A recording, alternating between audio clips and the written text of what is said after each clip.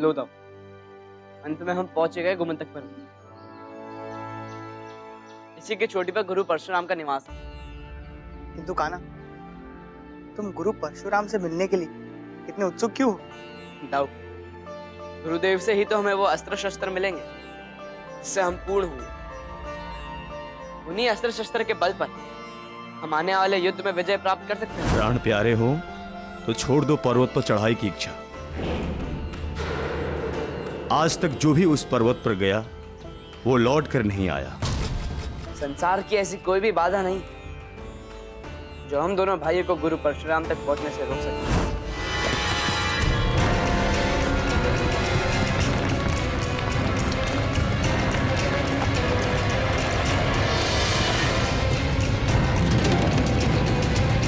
कान्हा, क्या आप जानते हैं इस पर्वत पे ये सब हो क्या रहा है?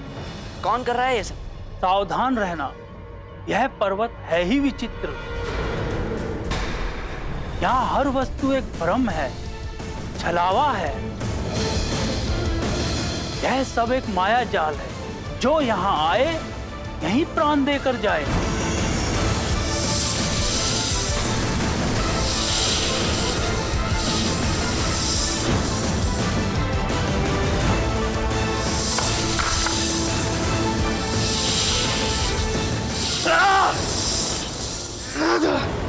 मेरे प्रदेश से जीवित वही जाएगा जो मुझे परास्त करेगा। जो वीर होते हैं उन्हें किसी को डराने की आवश्यकता नहीं होती। बताओ क्या करना होगा हमें तुम्हें खोजने के लिए? मुझे खोजने के लिए तुम्हें 3 कार्य करने पड़ेंगे। उन्हें पूरा करोगे तो ही मुझ तक पहुंच सकोगे। क्या करना होगा हमें? पहला कार्य मैं बताता हूँ, इसके पूर्ण होने पर तुम्हें दूसरे कार्य का पता चलेगा। परंतु याद रहे, तुम्हारे पास केवल 8 प्रहर का समय है। परंतु कार्य तो बताओ रक्षांतक। यहाँ से दक्षिण दिशा की ओर चलोगे तो तुम्हें एक कुआं मिलेगा। वहीं तुम्हें पहले कार्य का पता चलेगा।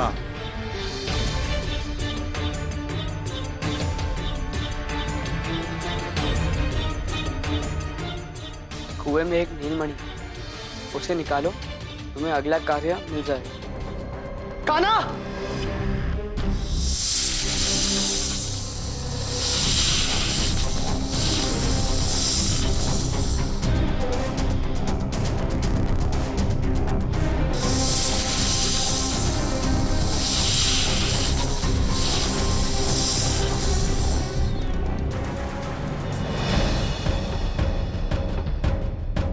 सूर्यास्त से पूर्व पश्चिम दिशा में सरोवर के किनारे तुम्हें तुम्हारा अगला कार्य मिलेगा। चलो कान्हा।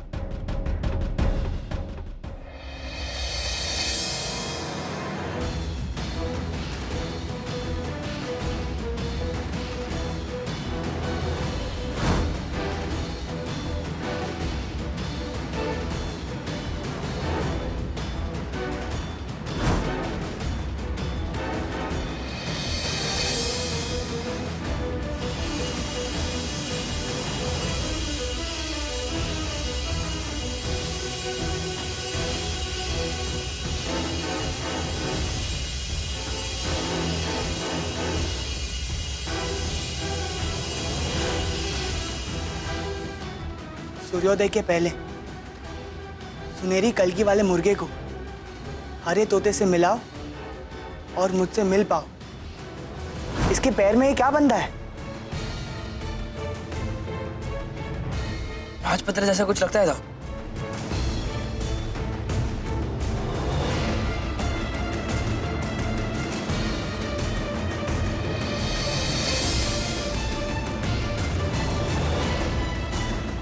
सुनहरी कलगी वाले मुर्गे को मेरे पास भेंट के लिए ले आओ।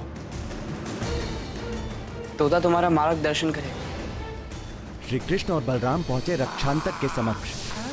जिसके प्राण थे उसके तोते में कैद। परंतु श्री कृष्ण ने दिखाई लीला। दाऊ ने किया तोते का वध और नष्ट हुआ रक्षांतक।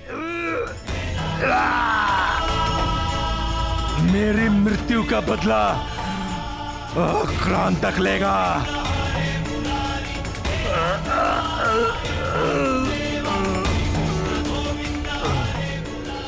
गोमांतक पर्वत के नीले भाग में आते ही श्री कृष्ण और बलराम का सामना हुआ एक नई विपदा से।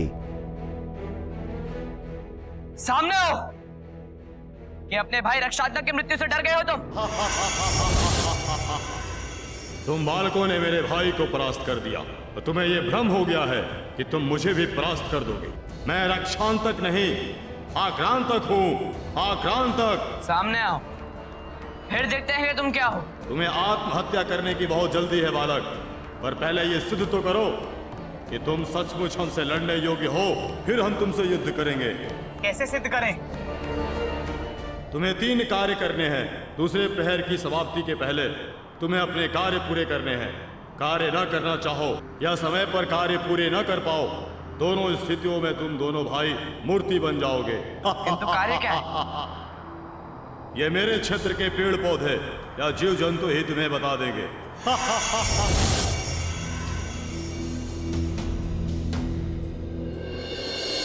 निर्देशों को ढूंढते हुए श्री कृष्ण और बलराम पहुंचे एक मंदिर में, जहां उनकी भेंट हुई एक नई विपदा से।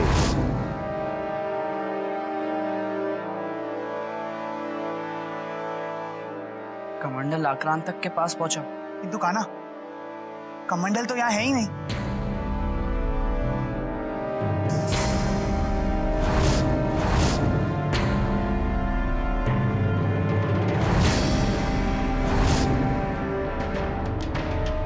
कान्हा, वो देखो।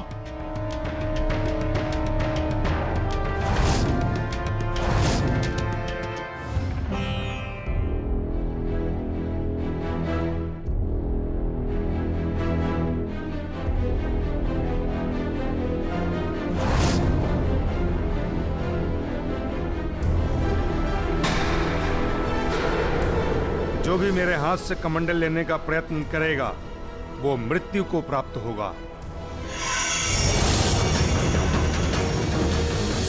आक्रांतक के दानों को श्री कृष्ण और बलराम ने उसी के छल से किया परास्त, फंसाया उसे दलदल में।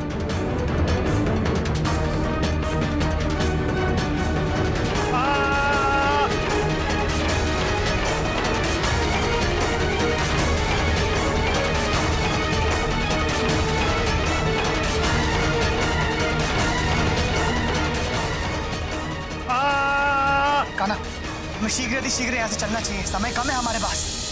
कमंडल प्राप्त करने के पश्चात कृष्ण और बलराम को मिला उनका अगला निर्देश। लाओ,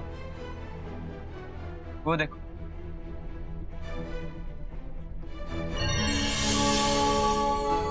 आक्रांतक के लिए सरोवर से कमल का फूल ले। जाओ। हाँ, दूसरा प्रहर समाप्त होने में भी अधिक समय नहीं। ठीक है कान्हा, चलो। अगले निर्देश की खोज में पहुंचे श्री कृष्ण और बलराम आने वाले संकट के निकट।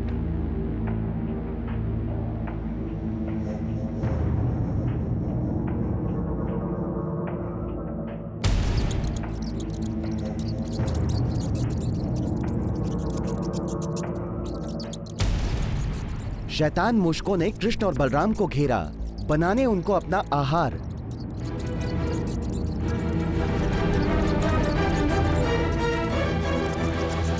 मूषकों को नियंत्रित करने हेतु कृष्ण ने बजाई बंसी।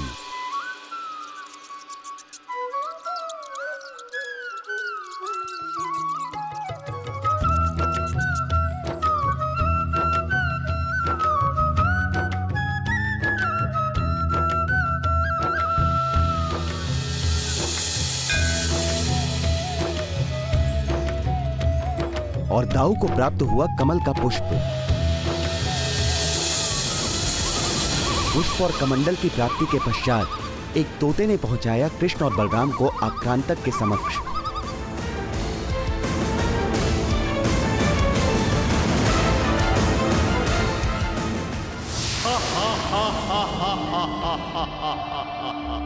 ये कमंडल वहां रखो।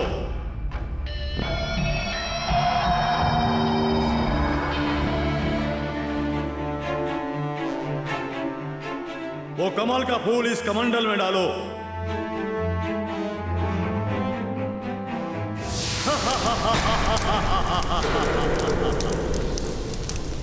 आछू।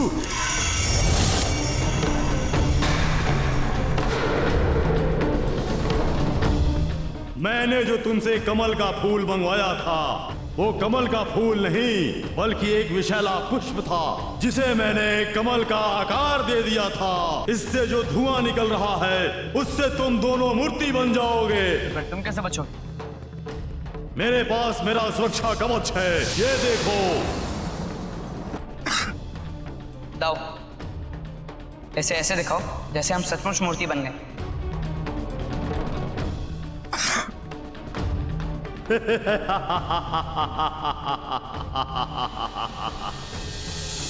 अब मुझे इस मायावी संसार की कोई आवश्यकता नहीं। ओम भ्रूम।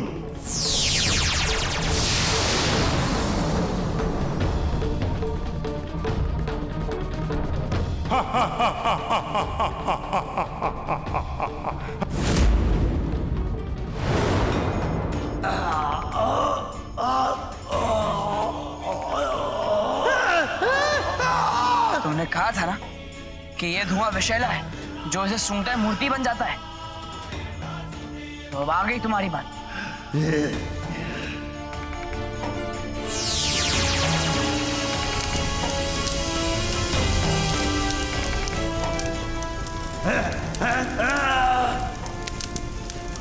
तुमने जितने भी लोगों को यहाँ पे मूर्ति बनाया है, उन सबको फिर से मनुष्य बना दो।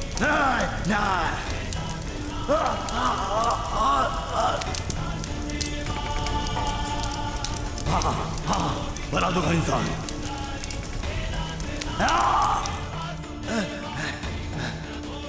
मुक्त करो सबको। अगड़म बगड़म भू।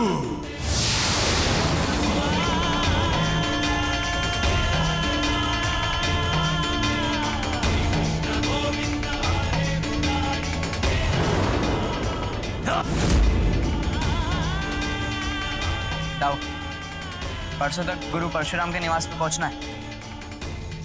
चले? चलो काम। परशुराम से भेंट करने हेतु अपनी यात्रा में अग्रसर होते श्री कृष्ण और बलराम का सामना हुआ एक नई विपदा से। आज इस धरती को तुम्हारा रक्त पिलाऊंगी और अपने भाई रक्तांतक को प्रसन्न करूंगी।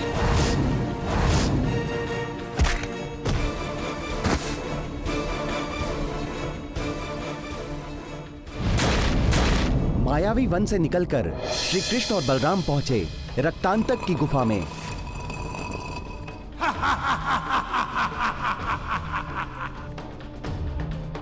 देखो, मैंने तुम्हें बुला ही लिया। कौन हो तुम? मैं ही हूँ रक्तांतक। रक्त बीज के वंशज। सही पहचाना। तुम्हें मेरे दोनों भाइयों रक्तांतक और आक्रांतक के बहे हुए रक्त का ऋण चुकाना है।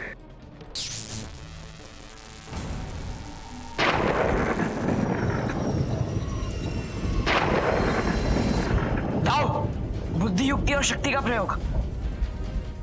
पत्थर उठाइए।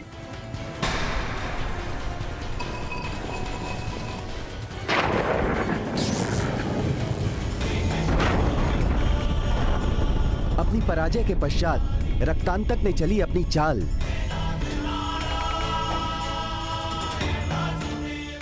परंतु व्यर्थ रही रक्तांतक की चाल।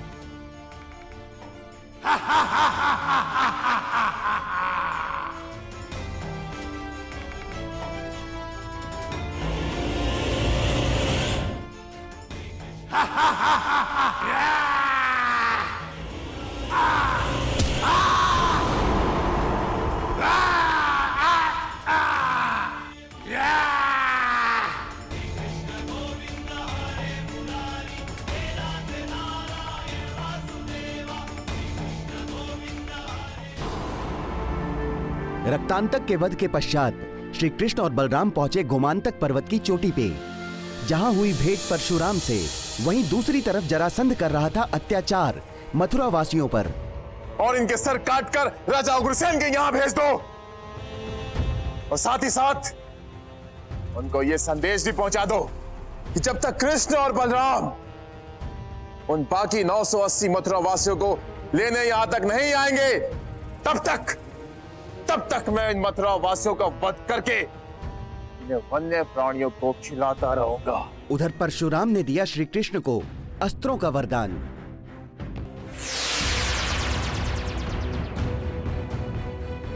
ये रही तुम्हारी तलवार,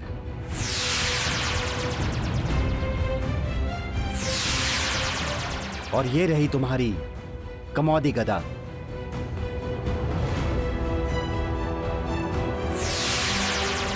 ये रहा तुम्हारा फरसा, और ये रहा तुम्हारा सारंग धनुष। जब जब तुम इच्छा प्रकट करोगे, ये अस्त्र और शस्त्र तुम्हारे लिए उपलब्ध हो जाएंगे। धन्यवाद गुरु।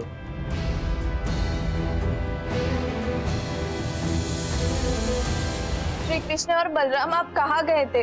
हम अनाथ तो जैसे हो गए थे। धैर्य रखिए, जरासंध को एक एक आंसू का उत्तर देना होगा। शंभू! भाग्य से मिले जीवन दान और क्षमा को अपना अधिकार मान रहे हैं। भाग्य साथ दे सकता है, करुणा जीवन दान दे सकती है, परंतु मनुष्य की भूल उसे कभी क्षमा नहीं करती। उसे उसका दंड अवश्य मिलता है।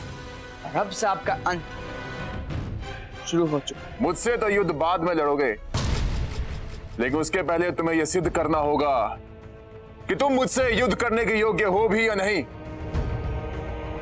यदि तुम मुझसे युद्ध करने की इच्छा रखते हो तो पहले हलधर बलराम, इसे मेरे प्रथम सेनापति हंस को रणभूमि में मल्लयुद्ध करके हराना होगा।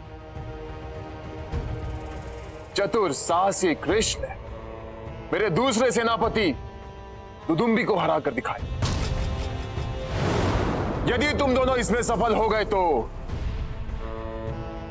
मैं तुम्हारे मथुरा वासियों को बंधन मुक्त कर दूंगा, और यदि तुम दोनों सफल ना हो पाए तो इनके साथ साथ तुम्हारी मृत्यु भी निश्चित होगी। बोलो, स्वीकार है तुम्हें? स्वीकार है।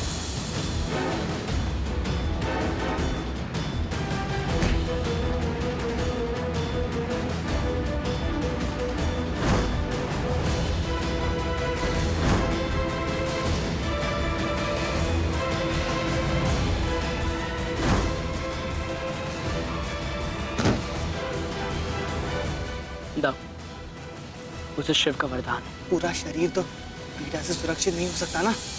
हाँ तो तभी तो वो आपके प्रहार सारे ऊपरी अंग पे ले रहा है। इसका अर्थ यह है खाना, जहां वो प्रहार बचाता है वही भाग वज्र का नहीं है।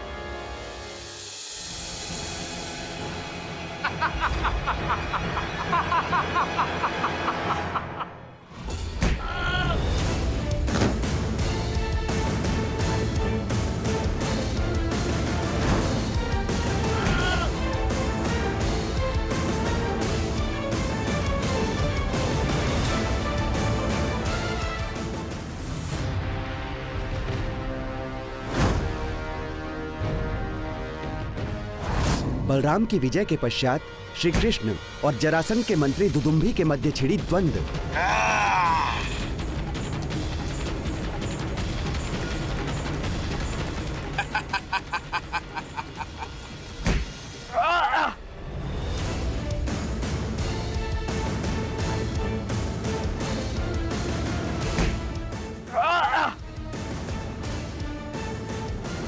कान्हा, इसके शरीर का निर्बल भाग हंस की तरह नहीं है।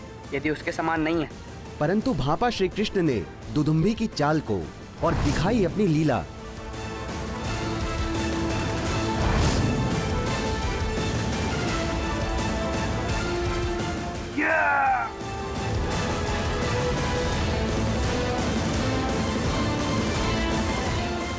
ये सूर्यास्त होने से इतना विचलित क्यों हो रहा है? इसका अर्थ है कि सूर्यास्त और जय पराजय में कोई संबंध अवश्य है। इनका भी किसी सिद्धि से संबंध है।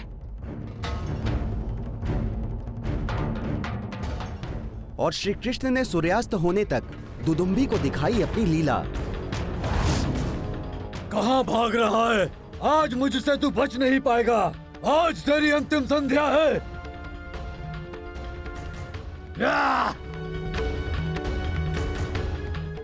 कायर, भागता कहाँ है? सेनापति जी,